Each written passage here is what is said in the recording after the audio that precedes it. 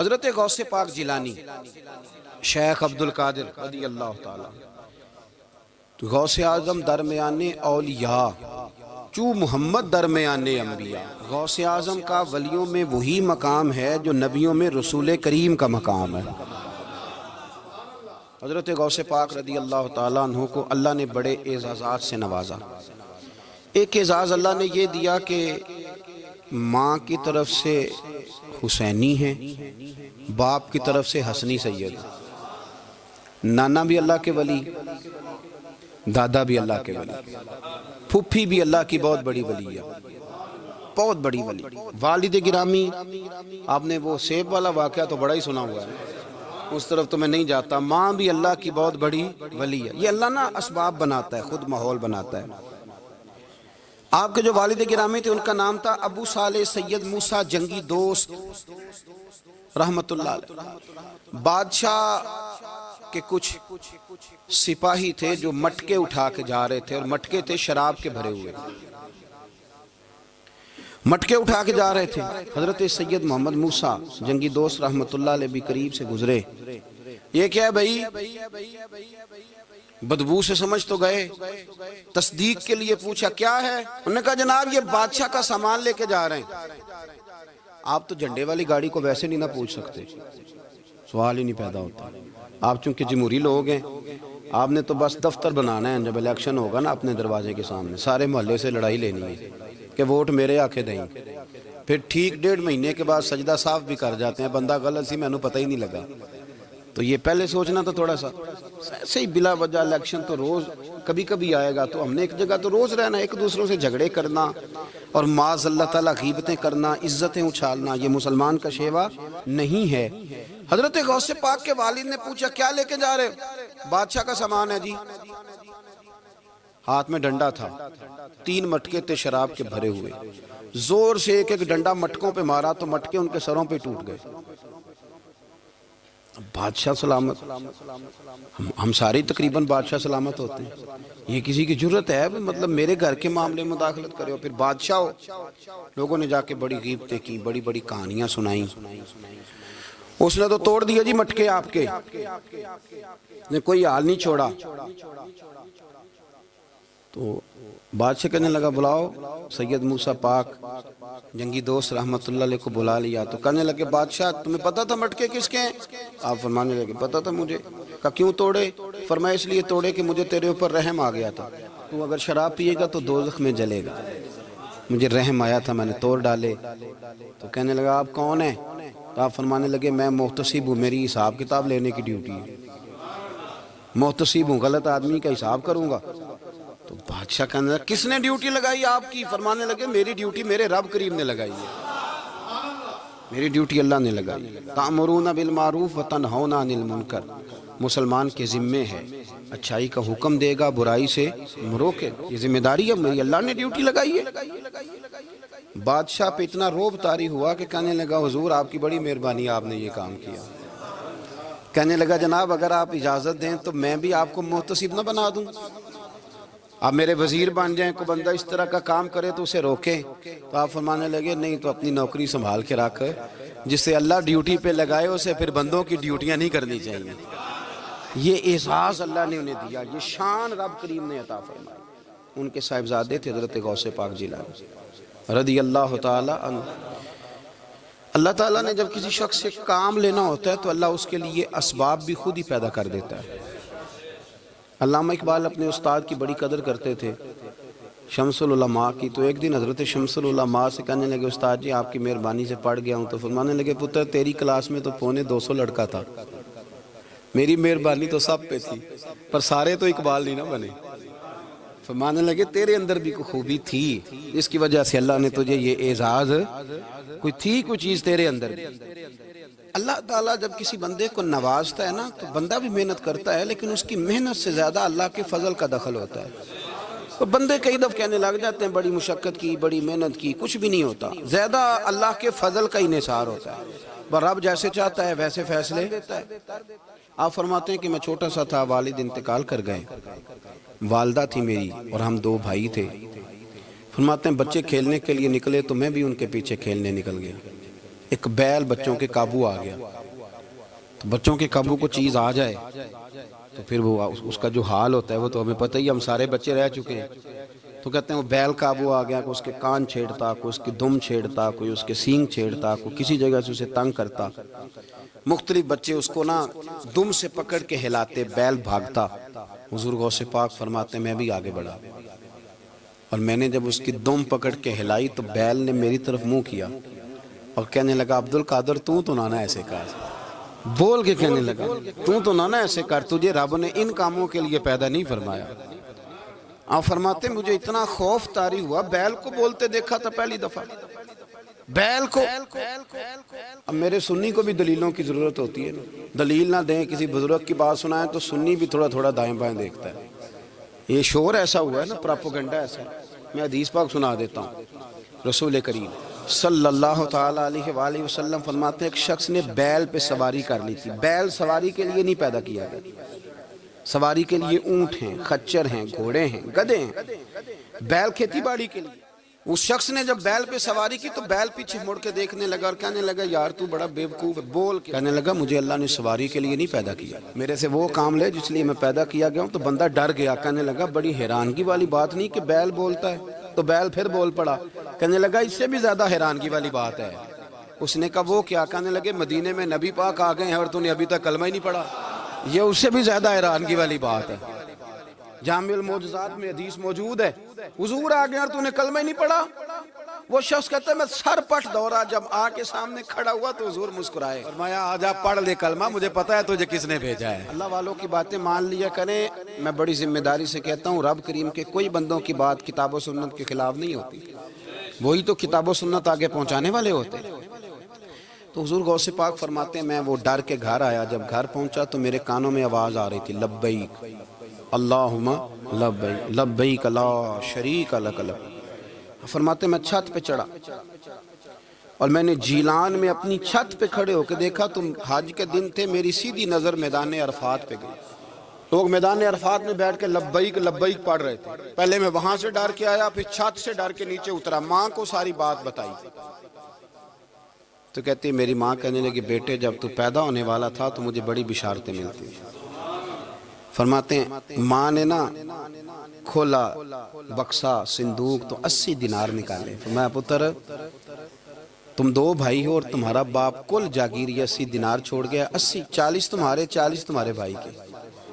فرمایا بیٹا ایک بات کا خیال رکھنا، میں اور تمہارا باپ کوئی نہیں، بھائی چھوٹا ہے، میں پیچھے نہیں آ سکتا، یہ 40 دینار لے جا اور جا بغداد چلا جا کے تعلیم حاصل کر، بیٹے میں پہنچ نہیں سکتی، خیال رکھنا۔ غوث پاک فرماتے ہیں 12 سال میں نے تعلیم حاصل کی یارو، میں نے پتے بھی کھائے، اور خود آپ کا فرمان موجود ہے، فرماتے ہیں ایسی سختیاں بھی دیکھیں، ایسی سختیاں بھی دیکھیں کہ پتھروں اور پہاڑوں پہ گزرتی تو شاید پگھل جاتے، لیکن میں نے اپنے نبی کا دین پڑھا۔ اب تو پیر کے گھر میں جو پیدا ہوتا ہے وہ علم لدنی والا ہوتا ہے، کہتے ہیں صاحب دا پتر ہے، او خدا کے بندے صبر کر۔ اگر غوث پاک حسنی حسینی سید ہو کے باقاعدہ پھٹی پہ بیٹھ کے پڑھتے ہیں، تو کس پیر کا مرید ہو گیا جسے علم ہی کوئی نہیں، جو جاہل آدمی ہے؟ یہ ضروری ہے، علوم دینیاں ضروری ہیں، اس کے بغیر کام نہیں چلتا۔ اور غوث پاک رضی اللہ تعالیٰ عنہ کی آپ پوری زندگی پڑھ کے دیکھ لیں، غوث پاک تمام اولیاء کے امام ہیں، ساری زندگی۔ غوث اعظم سے کسی نے پوچھا آپ نے سب سے زیادہ دین کا کام کس طرح کیا، تو فرماتے ہیں تقریر کے ذریعے۔ اب تقریر کرنے والا مولوی ہوتا ہے اور تویز دینے والا، سبحان اللہ۔ غوث پاک رضی اللہ تعالیٰ عنہ فرماتے ہیں میں نے دین کا سارا کام کس ذریعے سے کیا ہے، ہفتے میں 3 جلسے کرتے تھے اور 70 ہزار کا مجمع ہوتا تھا اور بغیر لاؤڈ سپیکر کے تقریریں ہوتی تھی، اور فرماتے ہیں جیسی سمجھ پہلے بندے کو آتی تھی ویسی آخری والے کو آتی تھی۔ لوگوں نے کہا حضور یہ کرم کیسے ہوا؟ فرمانے لگے میں نے جب تعلیم حاصل کر لی تو بولنا آتا ہی نہیں تھا، تو میں بڑا پریشان، ایک دن سو گیا تو خواب میں رسول کریم کا دیدار نصیب ہوا۔ فرمایا تیری تو واز کیا کر، تیرے واز سے لوگوں کو فائدہ ہوگا۔ یا رسول اللہ میں اجمی بندہ ہوں، لوگوں کے سامنے کیسے بات کروں گا؟ تو حضور نے فرمایا منہ کھولنا ذرا۔ کہتے میں نے منہ کھولا تو محبوب نے 7 دفعہ لعاب دہن ڈالا میرے منہ میں۔ آپ فرماتے ہیں پھر بولتا میں تھا، اثر کوئی اور پیدا کر دیتا۔ حضور غوث پاک رضی اللہ تعالیٰ عنہ نے 40 سال دین کا کام کیا۔ صبح کے وقت فقہ کا درس دیتے تھے فجر کے بعد، کچھ دیر کر ناشتہ کرتے سو جاتے، پھر آ کے مدرسے میں پڑھاتے باقاعدہ بچوں کو۔ غوث پاک رضی اللہ تعالیٰ عنہ کی سیرت پر آپ ساری کتابیں پڑھ لیں، ساری کتابیں لو، میں نے بھی بڑا ہی دعویٰ کر دیا، یعنی ساری کتابیں جتنی اب تک چھپی ہوئی ساری پڑھ لو، کہیں نہیں ملے گا کہ ہم غوث پاک کے آستانے پہ گئے۔ غوث پاک کسی بندے نے یہ نہیں کہا ہم غوث پاک کے آستانے پہ گئے، غوث پاک کے دربار پہ گئے، سب نے یہی لکھا ہے کہ ہم حضور غوث پاک کے مدرسے میں گئے۔ ہمارے نا مدرسوں میں سبق تقسیم ہوتے ہیں، سال جب شروع ہوتا ہے نا تو سبق تقسیم ہوتے ہیں، ہمارے مدرسے میں بھی تقسیم کرتے ہیں ہمارے مولانا۔ آپ حدیث پاک پڑھائیں گے، فلانا استاد منطق پڑھائے گا، فلانا فلسفہ پڑھائے گا، فلانا یہ سبق تقسیم ہوتا ہے، فلانا قرآن، فلانا حدیث، فلاں فقہ۔ تو غوث اعظم کے مدرسے کے جو ناظم تعلیمات تھے وہ کہنے لگے حضور سبق بانٹنا ہے تو آپ کو کون کون سے سبق دے دیں، کون کون سا پیریڈ پڑھائیں گے؟ تو آپ فرمانے لگے نہیں پیریڈ رہنے دو۔ حضور پھر فرمایا اس طرح کرو، لائق لائق بچے تم رکھ لو اور نالائق سارے مجھے دے دو، میں جانوں اور نالائق جانے، نالائق سارے میرے۔ غوث پاک رضی اللہ تعالیٰ نالائق سارے رکھ لیے، کند ذہن، اور حضور غوث پاک ان کو اسباق پڑھایا کرتے، ان پر محنت کرتے۔ فجر کے بعد فقہ کا درس، 10 بجے مدرسے کی کلاس، زور کے بعد حدیث پاک کا درس، مغرب کے بعد تفسیر بیان کرتے۔ بانج علموں جو کرے فقیری وہ کافر مرے دیوانہ، اور عشاء کی نماز کے بعد ہفتے میں 3 جلسوں سے خطاب۔ اور یہ سارے کام کر کے نا تو پھر بھی غوث اعظم جب دنیا چلی جاتی تو وضو کر کے مصلی پہ بیٹھ جاتے، اور 40 سال بیت گئے، ساری رات اللہ کی بارگاہ میں عبادت کرتے۔ 40 سال حضور غوث پاک کو اللہ نے بڑا اعزاز دیا، کتابیں لکھی، ڈیوٹی کی، محنت کی، کوشش کی پوری دنیا میں۔ میں پہلے بھی بتا چکا ہوں، پھر بتاتا ہوں، یہ جو صلاح الدین ایوبی کا بہت نام لیتے ہیں نا، بہت بڑے مجاہد تھے۔ صلاح الدین ایوبی کے ساتھ 70,000 کی فوج تھی، سارے کے سارے غوث پاک کے مرید تھے۔ صلاح الدین ایوبی نے حضور غوث پاک کی زیارت نہیں کی پر تعلیم غوث پاک کے مدرسے میں حاصل کی۔ اس کو بڑا شوق ہو نا کتابیں دیکھنے کا، وہ میرے پاس آئے، میں دکھاؤں گا انشاءاللہ تعالی۔ صلاح الدین ایوبی حضور غوث پاک کے مدرسے کا طالب علم ہے۔ یہ آپ کے ملک میں 2-3 دن سے رٹا چل رہا ہے، وکیلوں کا، ڈاکٹروں کا، کل سے یونیورسٹی کا بھی چل گیا ہے۔ یہ لڑائی کسی مولوی 2 گروپوں میں ہوئی ہوتی نا، چلو نام بولو، میں نے پتہ ہے اگلی گل دا بھی، کسی مولویوں کے 2 مدرسوں میں ہوتی نا تو جو طوفان اٹھنا تھا نا ہر چوک میں، مولوی لڑاندے بڑا نہیں، یہ بڑی۔ میں نے دعوت دی تھی پرسوں، میں نے کہا جب وکیل مکمل تعلیم کر لینا اسے 2 سال مدرسے میں لاؤ، ہم اسے سکھائیں گے اٹھنا کیسے ہے، بیٹھنا کیسے ہے، ان کو لاؤ، اس لیے کہ ہم اپنی بات نہیں بتائیں گے، ہم بتائیں گے محمد عربی کی باتیں صلی اللہ علیہ۔ مہربانی کرو، مجھے کوئی شکوہ نہیں ان سے، کوئی کسی قسم کا نہیں، اس لیے کہ ہمارے ملک میں نا احتجاج کا کلچر پرموٹ کیا گیا ہے، ہم نے یہ ماحول بنا کے دیا ہے سڑک بلاک کرنے کا۔ یہ ہمارے قریب ایک گاؤں ہے تو روز ڈکیتیاں ہوتی تھی، بچہ بھی قتل، پولیس والے سنتے ہی نہیں تھے، ان بیچاروں نے روڈ بلاک کیا تو سب صحیح ہو گیا، اسی وقت سارا کچھ ہو گیا، اب پہرے داری بھی لگتی ہے، اب چوکیاں بھی قائم ہو گئی، سب کچھ ہو رہا ہے۔ مزاج بنا دیا ہم نے، یہ عدم برداشت ہے، یہ کلچر خطرناک ہے، یہ کلچر تباہ کرے۔ وکیل کوئی غیر نہیں، ہمارے اپنے بھائی ہیں، کون ہیں وہ؟ ڈاکٹر کون ہے ہمارے اپنے؟ یہ جو بچے یونیورسٹی میں لڑے کون ہیں ہمارے اپنے؟ ہم ان کو کاٹ کے نہیں پھینک سکتے، یہ کوئی دوسرے لوگ نہیں، سب کو ضرورت ہے ایک دوسرے کی، لیکن خدا را مہربانی کرو، معاشرے میں برداشت کا کلچر پیدا کرو، سکون کا کلچر پیدا کرو، سہنا سیکھو۔ سنو ایک بات کرتا ہوں، اللہ کرے کہ میں سمجھا سکوں، سارے فیصلے خود نہ کرو۔ اگر تمہیں نظر آئے نا کہ آپ کے ساتھ کہیں ناانصافی بھی ہو رہی ہے تو ساری عدالتیں دنیا میں نہیں لگنی، ایک قیامت میں بھی لگنی ہے۔ ہاں امام حسن کو زہر دے دیا گیا تو امام حسین کہنے لگے بھائی بتاؤ کس نے دیا ہے؟ فرمایا حسین اگر وہی وہ نہیں جس پر مجھے شک ہے تو میں کسی آدمی کا بلا وجہ تمہیں نام کیوں بتا دوں؟ کہا پھر بھائی آپ اشارہ تو نہیں بتا دے؟ تو فرمایا حسین اگر وہی ہے نا جس پر مجھے شک ہے تو پھر بھی میں نے فیصلہ اپنے رب پہ چھوڑ دیا۔ فرمایا میرے رب سے زیادہ بہتر فیصلے کرنے والا کوئی موجود کچھ فیصلے اللہ پہ چھوڑ دو. آپ یقین کریں آپ کو بڑا ہی مزہ آئے گا, آپ کو سکون آئے گا زندگی میں. کچھ فیصلے اللہ پہ چھوڑو, برداشت کا کلچر پروموٹ کریں اس وطن کے اندر. یہ بڑا پیارا ملک ہے, اس میں برداشت کا کلچر پیدا کریں. وکیل کو ہر وقت ڈاکٹر کی ضرورت ہے, ڈاکٹر کو ہر وقت وکیل کی ضرورت ہے. ہم ایک دوسرے کے بغیر دیکھیں نا, میں نے آئین بھی رکھا ہوا ہے پاکستان کا, لیکن اس کے باوجود کوئی مسئلہ بن جائے تو میں کسی وکیل صاحب کو فون کرتا ہوں, میرے دوست ہے, میں پوچھتا ہوں کہ یار یہ مسئلہ ہے, اس کا کیا حل ہے. ہم مل کے رہتے ہیں معاشرے میں. برداشت کے کلچر کو پروموٹ کریں, پیار کریں, محبت بانٹیں. یہ وطن ہے, اس کو مل کے سنواریں گے تو انشاءاللہ تعالیٰ یہ رسول اللہ کے دین کا قلعہ بنے گا بڑا مضبوط. اس سے پیار کریں, مثبت.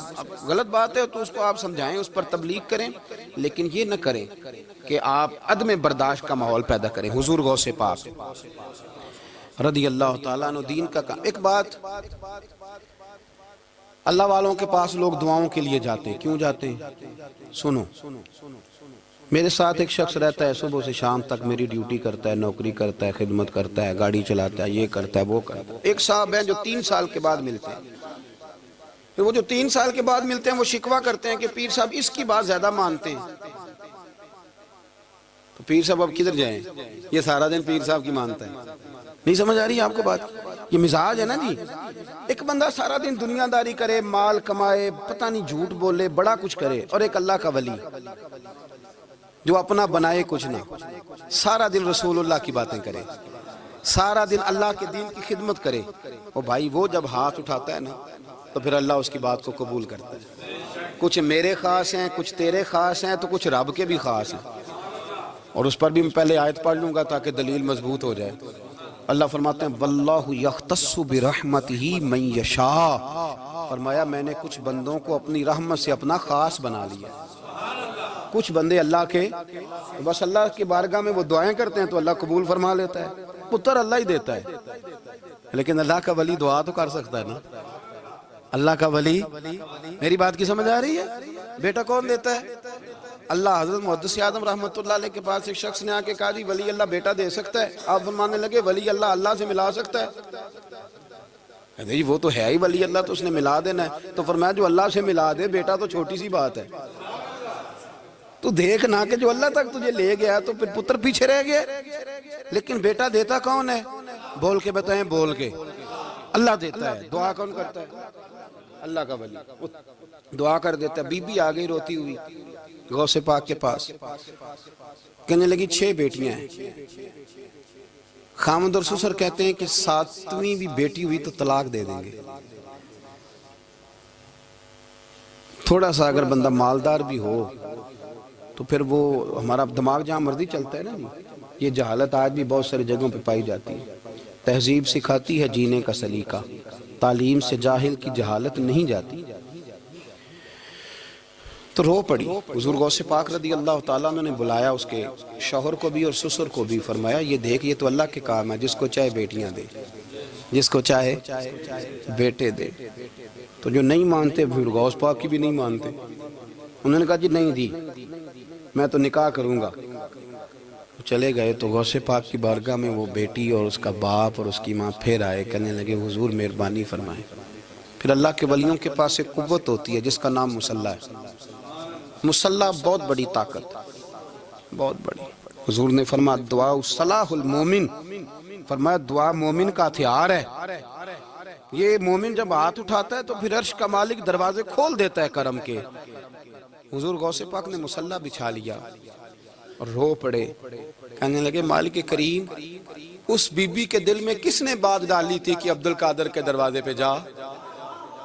دیکھیں منانے کا انداز, منانا آتا ہے نا. اللہ کس نے اس کے دل میں بات ڈالی کہ عبد القادر کے دروازے جا, کس نے ڈالی؟ اور مالک اگر تو نہیں ڈالی تھی تو کیا تو اب اپنے عبد القادر کو رسوا کرے گا؟ اگر تو نہیں بھیجا ہے کہ ادھر جا تو اب تو رسوا کرے گا؟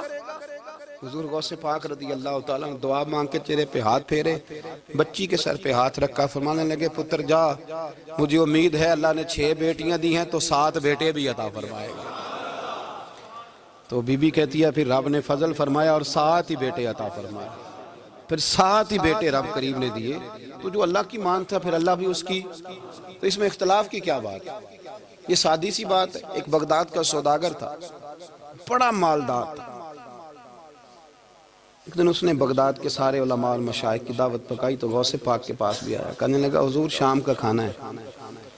آپ نے اس کا چہرہ دیکھا تو وہ رو پڑا، کہنے لگا بغداد کے پیر انکار نہ کرنا۔ آپ نے فرمایا تو جا میں آؤں گا۔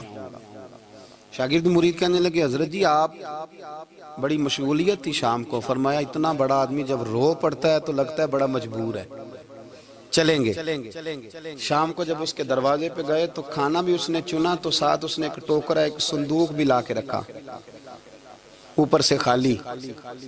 جب غوث پاک نے اٹھ کے دیکھا تو اندر اس سوداگر کا بیٹا، اس تاجر کا بیٹا، دونوں ٹانگوں سے معذور، دونوں ہاتھوں سے معذور، ایک ہی بیٹا اپاہج ہے۔ وہ تاجر رو پڑا، کہنے لگا حضور بڑی دنیا جانتی ہے، بڑا مال ہے، پر جب تنہا بیٹھتا ہوں تو کھول کے روتا ہوں۔ وہ بے نیاز ہے نا، ساری زندگی کے بعد ایک بیٹا دیا تو وہ بھی اپاہج ہے۔ حضور بال سفید ہو گئے، لوگوں کی اولاد بڑھاپے کا سہارا بنتی ہے، میں بوڑھے وقت میں اس کو اٹھا کے پیشاب پخانے کے لیے لے کے جاتا ہوں۔ بغداد کے عبد القادر سنا ہے جب تو دعا مانگتا ہے تو رب قبول فرما لیتا ہے، تو مہربانی فرما اگر میرا پتر ٹھیک ہو جائے، میرا زور کوئی نہیں مالک، بے نیاز ہی بڑا ہے، اگر مہربانی ہو جائے۔ تو غوث پاک نے پھر مصلی بچھایا، مصلی بچھا کے کہنے لگے مالک تو اپنے بندوں کے دل میری طرف کیوں موڑتا ہے، اور اگر موڑتا ہے تو پھر رحمت کی نظر فرما، بندہ نوازی فرما۔ ایک باپ اتنے رو رو کے آنسو بہا رہا ہے تو کرم نوازی فرما۔ حضور غوث پاک نے ابھی چہرے پر ہاتھ نہیں پھیرے کہ بچہ اللہ اکبر کہتا ہوا صندوق سے باہر نکل آیا۔